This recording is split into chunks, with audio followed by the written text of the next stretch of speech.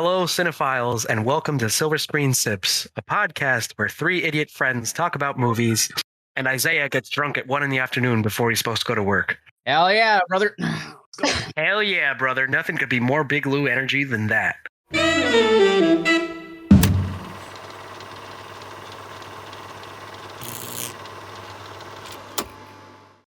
All right, so should I take the shot first? Like, what's up? Oh, no. We got to explain what it is. Okay, go ahead.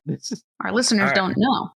All right. So, my job from the beginning of our podcast to now, even though I made it very last minute, Yes. was to come up with our own Silver Screen Sip. It was kind of inspired by the B-52 because it matches the colors that we have on our, our podcast on YouTube. Also, if you guys can hear him, we have a special guest. It is my nephew, Felipe. He's about to turn 1. He's an adorable little guy. He might scream. We'll see. I might scream if he throws himself off the bed. Anyway, going back to our Silver Screen Sip. I chose Bailey's Irish Cream, Duncan Hines Chocolate Drizzle. There we go. A Cara Navel Orange. So this has like a nice red center compared to what you usually see when you open an orange. It's also a little smaller. And it has a very sweet taste to it. So what I did was I took the chocolate drizzle and I spread it on a slice of the Cara orange. I poured a shot of Bailey's. I slammed the shot, and then I took a bite of the orange. I was actually very pleasantly surprised because I initially thought I had cut a slice of regular orange and gone for the shot. I was expecting like a very bitter contrast between the Bailey's and the acidity of an orange, but I was pleasantly surprised. Now, as a Cara would make this sweet, I think you can still do it with a regular orange slice. We're about to find out. Yeah, we're about to find out. I don't have a Cara orange. I have a regular navel orange because Publix does not have Cara oranges, and I found that out too late. I couldn't find the chocolate. I actually couldn't find the chocolate drizzle either, so I'm using chocolate. Like, yeah, regular any chocolate will for do. Those who can't find specific brands, we're about to find out if this will do. Yeah, we're about to find out if the generic version works. So this isn't really a Silver Screen sipping drink. This is a Silver Screen shot, but we're gonna call it the Silver Screen sip because it just has a nicer ring. There we go. Turn on. Wait! Don't take it. I don't have This is a new computer. I don't have a webcam. You fool. Okay, that's fine. I'll take your word for it. Okay. Send us a Snapchat or something. Yeah. I don't got enough hands for that, bro. Set it up. You can press record and put it down. All right. Yeah. We're just going to do a video. Hopefully Boomer. This works. Boomer ass. And I'm the old one in here. I know. Hold up. All right. Let's pray that my phone doesn't fall over. Now, while Isaiah's setting this up, for those of you that follow us on our Instagram, we did post a video of Lewis taking this shot. So you guys probably have heard of it, but right now is our first time actually trying. So technically. Their first time. Yes. Oh my God, the chocolate syrup's getting everywhere. Okay. This is great without seeing what's happening. The imagery in my head. It's not that bad. It's not that bad. I'm gonna be honest. It's not that bad. I thought it'd be worse, to be honest. Well, what would you rate it? I give it like a 3.5, 4 out of 5. Wow. With the orange? With the orange, yeah. If it was officially like the official Cara orange and the chocolate drizzle, I think it'd probably be a good like 4.5. Wow. You heard it here, folks. Our drink is the best drink out there. I'm using the generic like substitutes. I'm gonna go with that. It's like a 3.5 Procrastinators make diamonds under pressure. So yes. So if you guys want to try our Silver Screen sip, go buy Bailey's, an orange, and chocolate syrup, basically. But if you want to get a little more special, get the Cara orange. I just like to make a disclaimer that I was not procrastinating. I actually got it 2 days early. I was just too lazy to go to Walmart instead of my local Publix because I don't want to drink at 1 o'clock in the afternoon for once. I mean, for once. Yeah, there we go. Thank you for the disclaimer at the end there. She's been making me seem like I'm sober. So.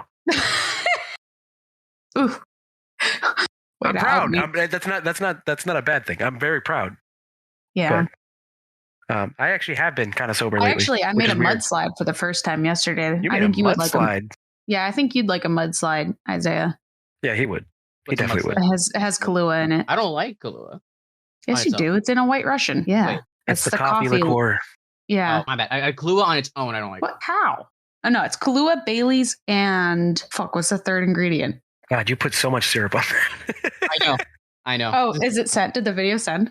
Yeah, he got it. It's sent to our Snapchat. We gotta post his video too. Oh my god, that is so much syrup. Yeah, don't put that much syrup. Just drizzle it on, guys. It was actually because it was soaking in, and I kept on putting more. Because I was like, "Oh crap, it slid all off me." That makes sense. Yeah, I think that's the thing about the Duncan Hines, because like if you keep it cold, it'll stay thick. Like our boy's thick. Hell yeah, brother, thick boy nation. Woo! Anyways, guys. Shout out to Two Bears, One Cave for being one of my favorite podcasts to listen to, and also having the sickest merch. I love you, Bert and Tom. Thick boy nation. God. So anyways. Sorry, I had to. You just fangirled a little bit there. I did. Okay. It's like Isaiah with Hans Zimmer. Don't worry about it.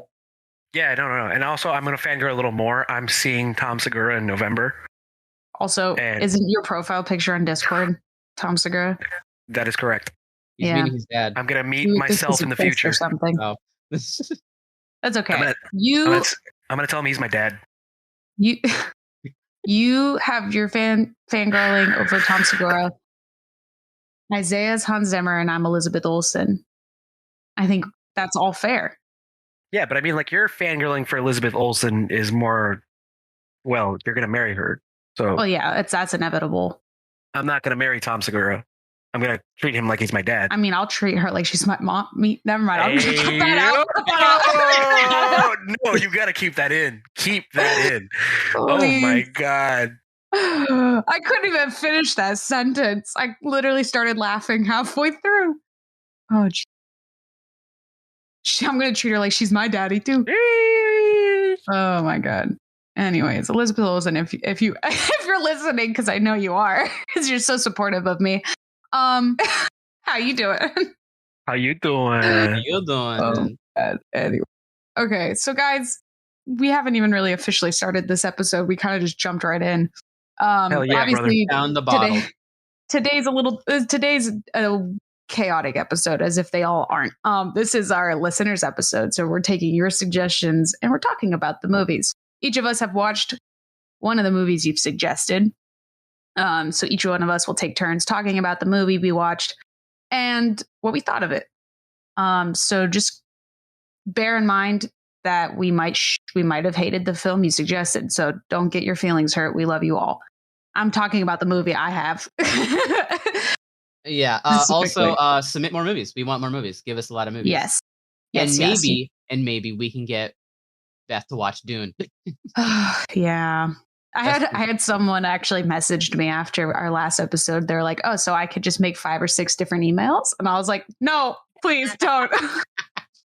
I was like, "You guys put this thought in their head." So yeah, if you have any suggestions, email us at silverscreensips@gmail.com and let us know what you want us to watch. And we'll do it in the next listeners episode. Or you can go to our link tree. There's a simple email button right there. You just type in what you there want. Is. And then you get Thanks to Isaiah. Hi, I'm IT. I learned how to build my own computer, and it was hell. So we have our suggestions for today. We're going to talk a little bit about each movie, and then that's pretty much going to be it for today's episode. We're not doing anything crazy. We're just doing your suggestions. So who wants to go first? Well, also to add, since we are just doing the listeners episode and, we talked about our Silver Screen Sip already, that is our drink of the day, as has been a long-standing theme in our segments so far. Yes. I'd like to start off with one of our 3 movies. Shout out to Monica Harvey for recommending Call Me by Your Name. It was actually a very adorable and kind of relatable film in a sense. So if you don't know what Call Me by Your Name is, the story centers around 2 young men played by Armie Hammer and Timothy Chalamet. Yes. Chalamet. I don't know how to. No, yeah. It's Chalamet. I just. Okay. All right. So, I believe if I wasn't mistaken, Timothy Chalamet was playing the younger of the 2. They are 2 young men who are in Italy. They're both young Jewish boys. I'm gonna try and keep this from being like a full-on spoiler of the movie and more of like just a general idea. Timothy's character, his name is Elio. Army Hammer's character is Oliver. Elio, his father is a professor of archaeology who ends up having a grad student named, which is Oliver, come stay with the family in Italy and help with like paperwork and research and stuff like that. And, this is during like a short summer period, right? They go through a lot together throughout the movie, kind of just experiment with who they are and how they feel and that kind of thing. Something that I thought was really nice about how it was done is that you don't have the usual build up and like climax scene that you have throughout most like screenplays. And this is set way more as like it's also set in a way more realistic setting. Like, how like in most movies, when you have characters talking in like a public place, the cars and stuff passing by is more like background noise, right? Mm. And this one, it actually kind of there's this one scene where they're in a public setting and they're trying to talk to each other, and they actually have to rather than the editing making it so that the cars are background noise, they actually raise their voices as if you were actually there talking to each other and hearing them talk at another table. Yeah, converse at another table. So it kind of helps you feel like very immersed in the film. Interesting. I thought that was really that's a very unique thing to do in films. I actually really liked how they did that. I feel like it fed in more to the story a little bit. And based on like how this is surrounding like a young gay romance, it actually reminded me of one of my favorite poets. His name is John Keats. And in high school, I learned about, some people may relate to this, some people may not. When I was in high school, I learned about the Romantic poets first, good amount of my time in my English honors class in my senior year. And John Keats was probably one of the most famous of all the Romantic love poets, especially with his love letters to Fanny Braun. One of the things one of the themes they focused on in the film was, like how it's just like a summer, right? It's almost like a summer romance. So this is going to be very quick, very fleeting, they're enjoying the moment as much as they can, but they also realize like there's not a lot of time left. Mm. And to quote John Keats here, in one of his letters to Fanny Braun, he says, "I almost wish we were butterflies and lived but 3 summer days. 3 such days with you I could fill with more delight than 50 common years could ever contain." Aw. I know it's a very sweet thing, and it's also why I love Keats so much, because he fuels my inner romantic a lot.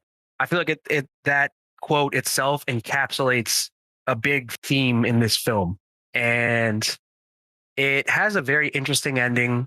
There's also a very, how do I put this? The film makes you think about a lot of the details surrounding the characters, right? Mhm. Like the nature and the insects and cars and like all that other stuff. Kind of like how I was talking earlier about like the cars aren't background noise. So something you kind of want to pay attention to when you watch the film is some of the aspects about the nature or like the animals or anything like that might show up in the film. They actually play a very big part of what happens in the final scene. So yeah, one of the things that's very unique about how Call Me by Your Name is done is that it doesn't center on being a gay film in a sense. It centers more on like self-discovery and growing up and that kind of thing. And I thought that was very, very important to how they set up the story, because there wasn't like this whole bias towards being like, I'm figuring out I'm gay. It could be like, I'm figuring out I'm gay, bi, straight, what have you, because there's a lot that happens throughout the film. And one more thing I did want to add, something that I would have changed actually in the film, and people will understand this when they see this. So it's not a total spoiler. I wish there was more background to the characters, because you like their backstories. Because you only learn the way they set up the story is you only learn what you need to know versus like actually giving them like a whole like biography of sorts. I don't know how to put it, but it's not bad for the way the story was written. Mm-hmm. It would have been like a nice addition in a sense. Monica, great recommendation. I'm going to give this a 4 out of 5. I highly recommend other people watch this if you're like a big, softie like me. Overall, yeah, great film. Very well done. That's fair. I will also add, a little bit to that. So I personally haven't seen the movie. It's on my list. I just haven't really gotten the chance to actually sit down and watch it. But I do really enjoy the soundtrack. I don't remember how to say his name, but it's like I'm going to butcher this. So it's like Sufjan Stevens. I don't know how to say his first name. I'm sorry. But I really like that. He's an artist. He does like his music is just very unique. And I was a big fan of him before this movie came out. So when I found out that he did a bunch of songs for the movie, I was all over it. And I have a lot of his songs in my playlist on Spotify. So for the sake of so you can know the pronunciation, it's Sufjan. Sufjan, thank you. Yes, that sounds better. you were actually pretty close from how you said it, because I would have read it the same way. Well, he did a Life is Strange song, if I'm not mistaken. Great game. Oh yes, not in the first Life is Strange, but in the one with the two brothers. He did a few. I think he did a few songs for them, or at least one song. I think it was Death with Dignity. He did for that game, and it was that's what got me on him, was actually from that game. So nice. Then when I saw that, I was like, wait a minute, I recognize that name. Nice. So that sums up my review of this film. Again, 4 out of 5 stars. Thank you, Monica. Yes. Shout out to Monica. Monica. And nice voice crack. Yeah, sorry. I'm still like dealing with this cough kind of thing. Anyway, Isaiah, do you want to go next, or Beth, do you want to go next? It's up to you two. Yes, I would love to go first. Or second, technically. So my film was suggested to me by Jose Gonzalez, because he hates me. And he suggested Don't Look Up, because we've talked about it a couple times throughout the episodes, briefly, for this specific reason that I hate this film. And I'm going to go a little in depth without trying to get too heated or anything crazy about it. I'm going to actually try and do this from a film standpoint and not from a personal standpoint. Okay. So it's time to get my pretentious glasses on. And here we go, I guess. Frames, there's no lenses. Yes. So yes. Okay. Actually, this episode came out at a perfect time, because just recently I watched American Psycho for the first time. I had no idea going into it what it was about. I thought it was like a serial killer kind of vibes. Didn't know the actual like message behind it, which if you guys don't know the message behind it, or if you haven't seen American Psycho, it has to do about kind of like big corporate America and how faceless, the industries and how faceless people are in that industry and all of that stuff. And how they just really don't care. Everyone's very like cookie cutter kind of a thing. It's one of my favorite films. Just to throw that out there. I knew that makes so much sense. Yeah, right. Listen, real quick, I'm just throwing this out there, and I told this to Jacob too. We can cut this part out as well. If any guy says American Psycho is their favorite movie, it's a red flag. I'm just throwing that out there. Run away. I'm talking about how it was done. Oh, yeah, I know. I'm just kidding. I'm just fucking with you, but I'm just saying. I told Jacob this. He's like, what are you talking about? I was like, trust me. It's a red flag. So after watching that, I didn't realize that's what it was about still. So I actually had to like do some research, and I had Jacob kind of explain to me what the message was behind it. And I was like, you know what? Why is Jacob explaining this to you? Because I didn't understand it. But why Jacob? He was the one that suggested to watch that movie. Oh, okay. Yeah, so he knew what it was about, and he was like, I think you might like this because it's filmy or whatever. So yeah, after I found out the actual message behind it, I was like, you know what? I actually can get behind that, because it wasn't right in my face. Like it was satire, but it was done right. And it wasn't particularly my favorite film just because of the unnecessary porn. But I think it was good. overall. I rated it, I think, like a 3.5 out of 5 on my Letterboxd. And now the reason I'm briefly explaining this is because I'm after watching American Psycho, I really did realize why Don't Look Up is bad. Because if you look at it, it's a similar standpoint. Like they're trying to get not the same message across, but they're trying to do the whole satire thing where they're like, oh, we're going to make a satire and it's going to be about today's issues in politics and our economy, blah, blah, blah. But they do it just bad. They just don't hit the nail on the head. There's just something that they miss. And I still haven't figured out what it is that they missed on that part. Maybe it's the fact that they made Meryl Streep naked. I don't know. But it just doesn't strike me like naked? Yeah, at the end. Meryl Okay. Streep. Well, that's not actually her. It's like a stand-in actress, but it's supposed to be Meryl Streep. It's just too much for me.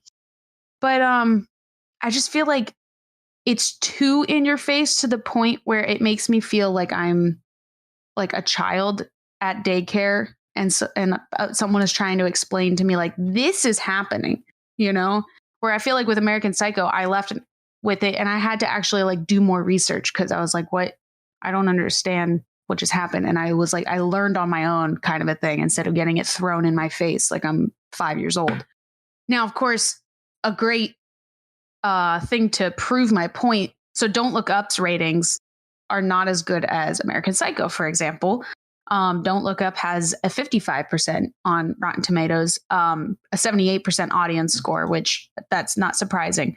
And then on IMDb's rating for it, it's a 7.2 out of 10, which might sound good. But when you compare it to American Psycho has a 69% Rotten Tomatoes with an 85% audience score, and it has a 7.6 out of 10 on IMDb. So the point I'm trying to make is while it had its moments where I was like, okay, that was kind of funny. That was like the first 10 minutes, maybe. I was like, there's potential. And it had a stellar cast. Don't get me wrong. The cast was great. And I think that's the only reason why it is okay. You know what I mean? There's just, man, you guys are both really quiet. I'm listening because I'm waiting for you. I know. I just feel like I'm the only one talking. It feels weird. I don't like it. Yeah, that's how I felt because I went like really. I felt like I went really long on what I actually meant to keep short. So, I wasn't hearing any like mm-hms or anything, and I was like, I don't like this. This feels weird. My mic didn't really pick up the first one I made. That's okay. I can barely hear Isaiah. So my next comment actually was going to be, I thought it was really a unique take to compare American Psycho to Don't Look Up. But yes. Yeah, what do you call it? This is a really interesting thesis. Yeah, this is a very interesting thesis. Thank you. Well, the only reason I'm comparing the two is just because I just recently watched American Psycho. I mean, I'm sure there's other films out there that are, also like about political satire, but I just feel like if you compare this and American Psycho, which it's kind of like, I guess you could say it's like comparing apples to oranges, but the oranges are rotten. I think that's the best way I could put it. It's like a rotten apple to an orange. Got it. Yes. Like, which one's the rotten apple? What do you think? Clearly it's American Psycho. Obviously. Look up, more like don't watch it. Sorry, I stole that joke from Amy Schumer. Oh, oof. Which means Amy Schumer. Amy Schumer to Amy Schumer. Well, you're quoting Amy Schumer. Do you have a fever? Oh yeah, you're right. Crap. Well, actually, she probably stole that from someone else. So I'm citing the original source, not the secondary. Yes. So, yeah, I think that just overall, not a good film. It could have been something, but it just wasn't executed the way it should have been. And also another thing, and this is coming more from a film standpoint, because I'm an editor and I noticed this. I'm not sure if anyone else did, but in the beginning, there was a very specific editing style. Okay. Within the first like 15, 20 minutes, there was a very creative and unique editing style that they were sticking with for a bit. And then it just stopped. And I don't know. I don't know what happened, if they changed editors or if it was on purpose. I want to know why, but I don't think it was on purpose. I feel like they did the first 10 minutes of the film. They're like, oh my God, that's really good. And then they kind of just didn't put that same amount of energy into the rest of the film, because the first like 15 minutes of the film, I actually was like, this isn't that bad. And then it kind of just went off the deep end from there. There's a few moments where I was like, they need to fire their editor, because I was like, what the hell are they doing? Like, they would cut away from certain people in like the middle of their words and go to someone else. Now, I don't know if nobody knows what editing there are in film. There are no rules, but there are rules. Like, so like you have to know the rules in order to break them. These are not. If you're gonna break them, it has to be for a reason, like with motivation. Yeah. And these were not and these are like solid rules that like you don't break unless you have a very specific reason. Like you don't cut away from somebody in the middle of like if I'm saying the sentence, right? If I'm saying I am doing this because of this, and you cut me in the middle of like I'm saying the word doing, and it's like really jarring because you're cutting to someone else, and it's not for like to see the reaction to that what I just said or anything. It's just to cut to that other person, because it just seems like you're covering up a mistake of that, like something happened in that shot and you had to cut away. I don't know why you wouldn't start that sentence on the other person so you don't cut away in the middle of it. It's weird. It's just there's a lot of that. There's a lot of jump cutting in the middle of someone speaking, and it's really weird. And I don't understand why they did that. Exactly. It really is like pulls you out for a second. You're like, why? What was that? Exactly. And that's kind of like, if they did that for a reason, then like I would like to know what the reasoning is behind that. So if anyone knows if that was on purpose, go ahead and feel free to leave that in the comments. But I don't think it was on purpose. I don't think there was any motivation behind it. I think it was just a bad movie. So thank you, Jose, for that suggestion. I would rate it, I think I rated it 1 out of 5 because it made me laugh a couple times, but I would never ever watch it again. I would like to add a point.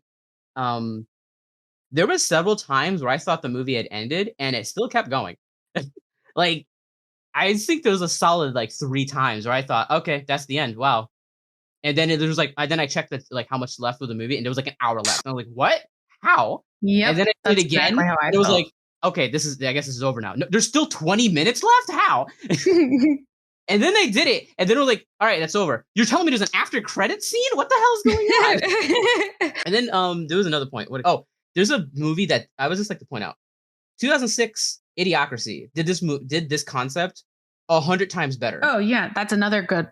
Well, thank you for pointing that one out. Yeah, like that movie was a low budget indie 90-minute film, and it did what Idiocracy was. I mean, sorry, it did what Don't Look Up was trying to do for 2.5 hours, and it did it with a fraction of the budget and 10 times better. So if you actually want to watch this movie, but you actually want to watch a good version of this movie, go watch Idiocracy from 2006. I think yes. I put my review on Letterboxd for this movie was the thinking man's Idiocracy. So yeah. So, well, that is my rating. Congrats. You made it through again. My blood pressure's only slightly raised. Sounds like I shouldn't watch it. I mean, I would watch it just so you can understand what we're talking about, but it's not worth your time, in my opinion. Okay, so Isaiah, it is your turn. Nice. All right. So shout out to me Fernandez for giving me the invisible guest. I'm gonna be honest, this movie was pretty good. All right. Now, so let's start off with like a synopsis of this movie. So this movie, it's about this young businessman, right? And so he hires he has his lawyer, and he's basically this big businessman. His lawyer hires him this I forgot what their name is. It's basically like a trial proctor. They basically teach them how to answer questions in a trial so they don't incriminate themselves. Basically, they kind of train them on how to talk inside a trial so they don't get screwed over. So to make the lawyer's job easier to defend them. So basically they do that, and then it then goes through, and so as he's explaining to the proctor I'm probably not using the right word. Proctor's not probably not the right word, but we'll use proctor in this situation. He's explaining to the proctor the story of what happened, so that she can now come up with different ways to explain said story so that he can basically come out as a innocent person in the situation. But you don't know if he's innocent or not.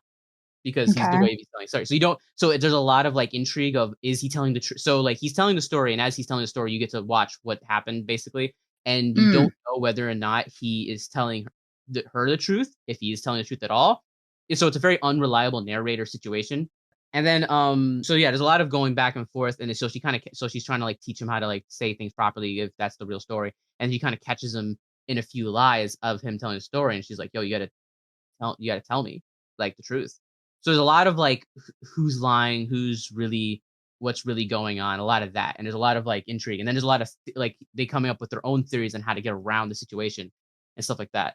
So there's a lot of intrigue, a lot of going back and forth. It's very, very good. It's a Spanish movie, by the way. So if you're not into reading subtitles, you're probably not like it, which sucks because the movie is people. What did Bong Joon-ho said during his Oscar win for Parasite, that if the world can get above looking at the 2 inches of text, then we can go to like a higher form of cinema. And Yes. that is 100% Very true.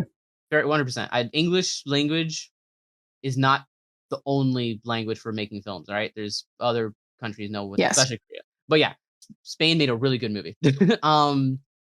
So there's not a lot I can say about it without like spoiling the movie, because there's a twist at the end.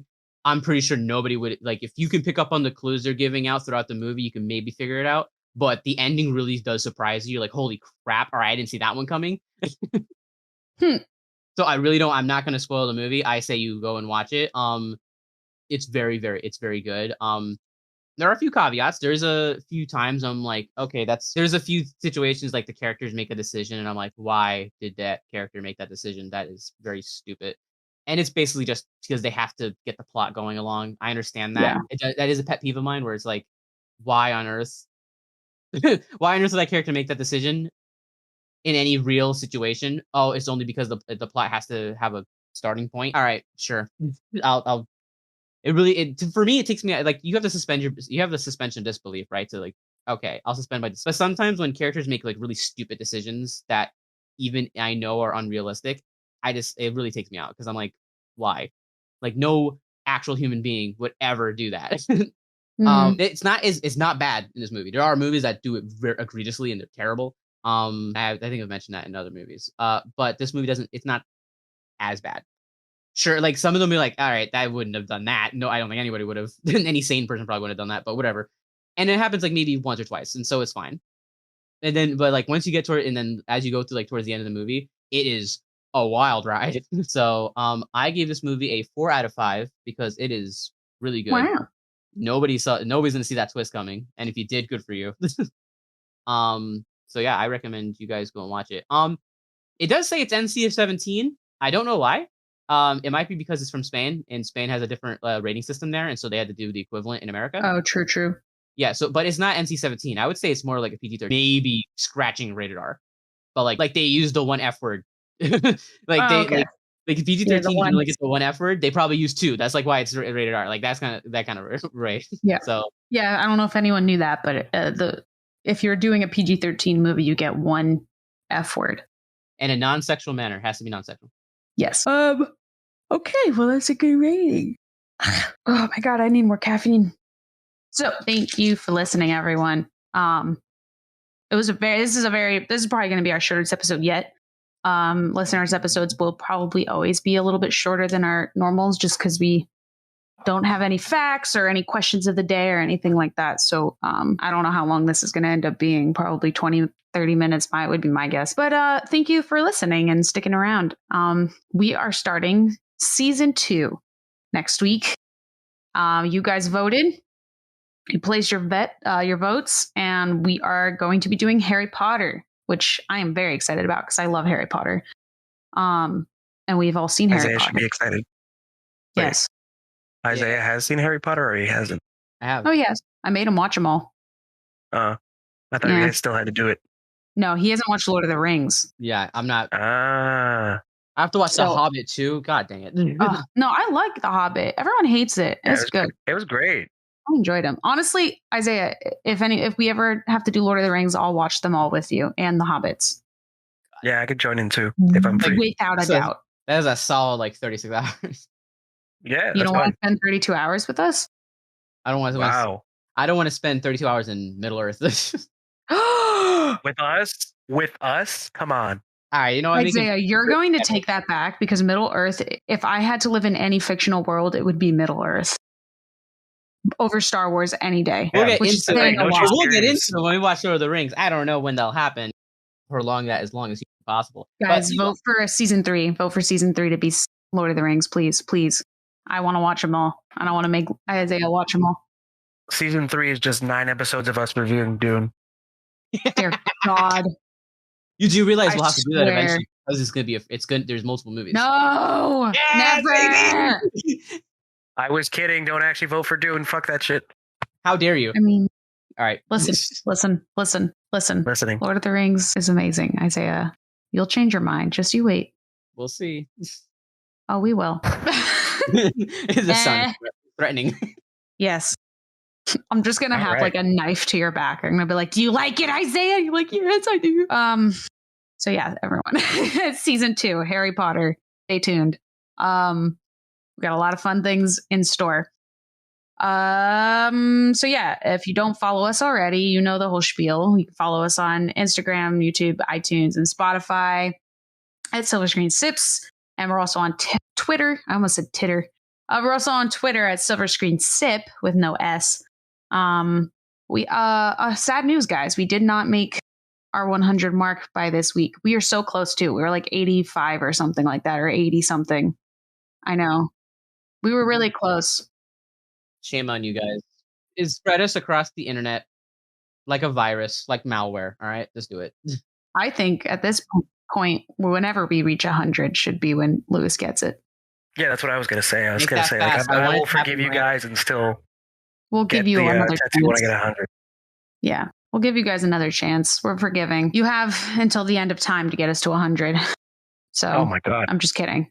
Don't. How about the end please. of the month? Yeah, no more. We'll just get us to 100, and Lewis will tattoo himself. I am just one with for the you force, guys. and the force is with me. Yes. Email us your movie suggestions for our next listeners episode, and you'll get featured in it. You can also ask us any questions or anything like that. We post every Monday morning, so make sure to give us a listen on whatever platform you use.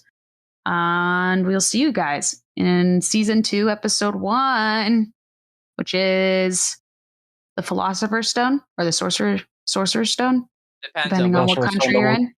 We'll talk about the philosopher versus sorcerer thing. Well, what? We'll talk about why they're differently named. Yes, we will. It's very interesting. So yeah. Havana Kedavra. Stupid Americans. Go ahead, say your thing. Go ahead, say your thing, Lewis. Excelsior! There it is. Thanks everybody for joining us today. Say bye, Isaiah. Excelsior! No! Yeah! No!